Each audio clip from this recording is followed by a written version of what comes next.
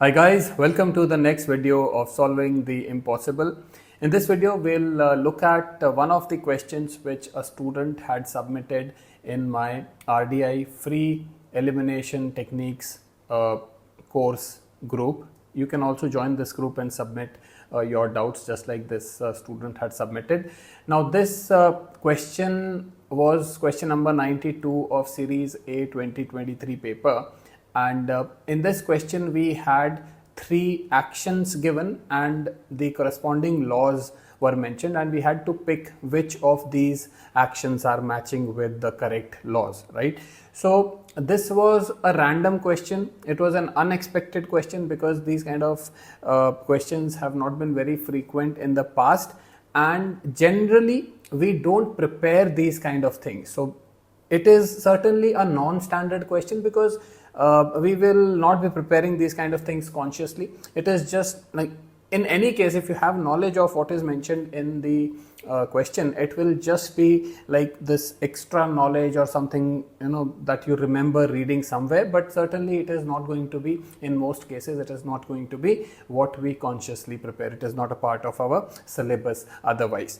So the laws certainly will feel familiar. We have the Official Secrets Act, we have the Indian Evidence Act, we have the Arms Act, right? But if you look at the actions, the third one certainly you will be pretty confident because that has got a very clear and direct relation with the name of the law. So related, not related words have meaning. Those techniques are helping us in the third statement, the third pair. So third one certainly should be true, but if you read the first and the second one, these are very tricky. It says, the first one says unauthorized wearing of police or military uniforms is covered under Official Secrets Act. Now on the face of it, it certainly is not related to Official Secrets Act, so you may feel that it is not coming under the act, right?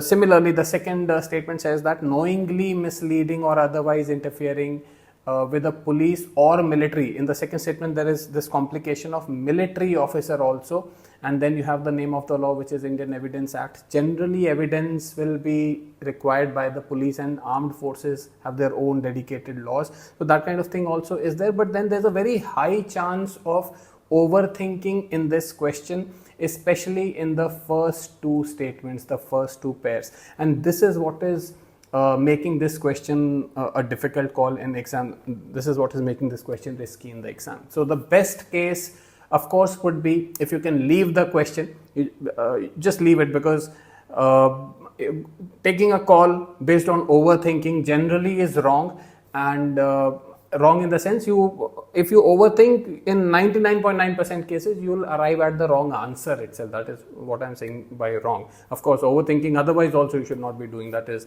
wrong in that sense also. So this question is a pretty risky question. Ideally you should avoid doing this kind of question, but if at all you want to do this question, it can be done via practice of PYQ. So if you have practiced PYQs multiple times, then through the options, I feel there is a way of doing it. Although the answer to this question is highly disputed, I myself am waiting for the official answer key to understand what UPSC's mind was in this question. But I feel in this question, given the structuring is 3 random actions are given, 3 random laws are given, and we have to match which action is falling under which law, and out of these 3, only one, that is the third one, we are fairly sure that this should be under Arms Act only. Other than this, the first 2 are problems, like overthinking risk is there, and otherwise knowledge of course is not there. So in this, when this is the structuring, some things are known, some things are unknown, or some things are processable, some things are not very clearly processable. All and none certainly should not be the answer. There's very low chance that C and D would be the answer, all and none, in this question, because if all is the answer, then there is no point in making the question, because the YouTube student who is going by those hacks, right, unreliable hacks, is just marking all of the above and moving ahead without thinking in the question. So the aptitude, the pressure handling capacity or the reasoning capacity of the student is not getting tested with all as the answer.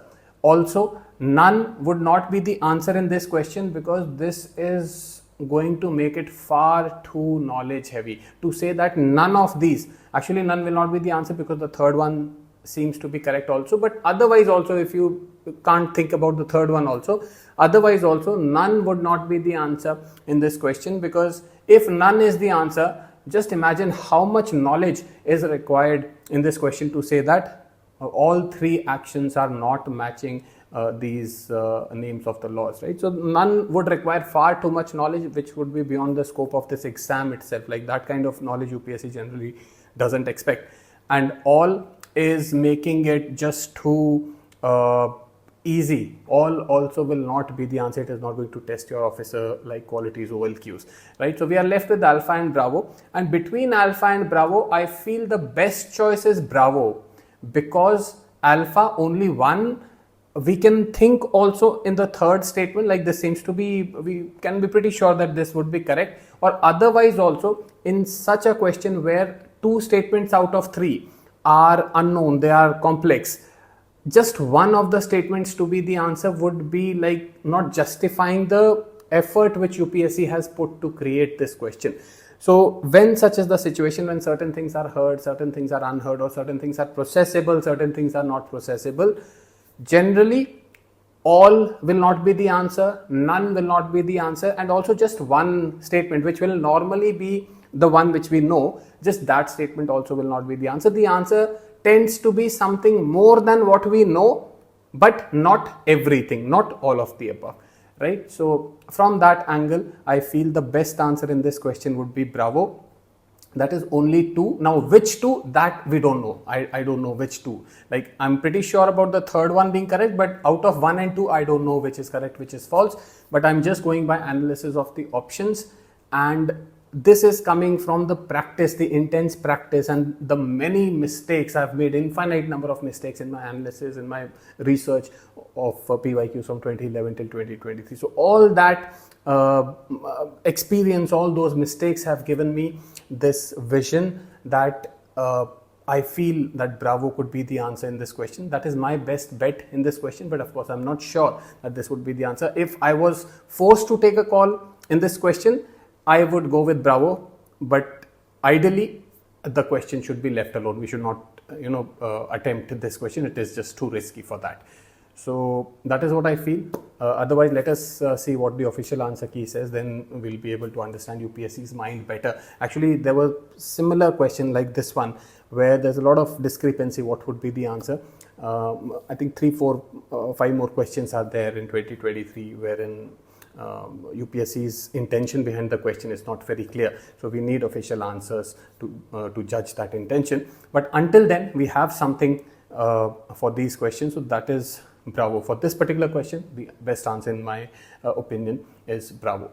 That will be all in this video. Do let me know what you think about this approach, and if it is new to you, this approach has already been discussed in the free full class which I took on for multi-statement elimination techniques. The link of that video will be given in the description of this video. Also, you're welcome to join this free group on Telegram. The link of this group will be given in the description of this video, and you can share whatever doubts you have about multi-statement questions from 2011 till 2023. Any question, anything, any doubt that you may be having, you can share, and I'll try my best to resolve that. Thank you so much for joining me tonight.